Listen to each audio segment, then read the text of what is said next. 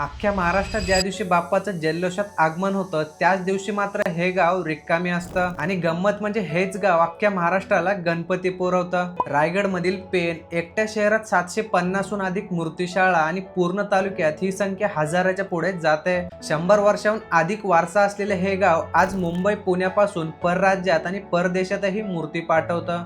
गणेश चतुर्थी ते आनंद चतुर्दशी हे 10 दिवस सोडले तर उरलेले 355 दिवस इथले कारागीर पुढच्या वर्षाची मूर्ती घडवण्यात व्यस्त असतात। या मूर्ती फक्त पेणमध्ये विकल्या जात नाहीत, राज्यभर पाठवल्या जातात। त्यामुळे सणाआधी किमान 15 दिवस आधीच कारागीर मूर्ती घेऊन परगावी निघतात आणि प्रत्यक्षात चतुर्थीच्या दिवशी पेणमधील घरं रिकामी असतात। मूर्ती विकून झाल्यावर हे कारागीर चतुर्थीच्या रात्री किंवा दुसऱ्या दिवशी घरी परततात आणि मगच स्वतःचा गणपती बसवतात। इतराचा सण आधी आणि स्वतःचा सण नंतर। अख्ख्या महाराष्ट्राच्या घराघरात आनंद पोहोचवणारं आणि स्वतःचा सण मात्र शांतपणे उशिरा साजरे करणारे गाव म्हणजे पेण। यालाच म्हणतात खरी बाप्पाची सेवा। तुमच्या गावातही अशीच काही अनोखी परंपरा आहे का? खाली कॉमेंटमध्ये नक्की सांगा।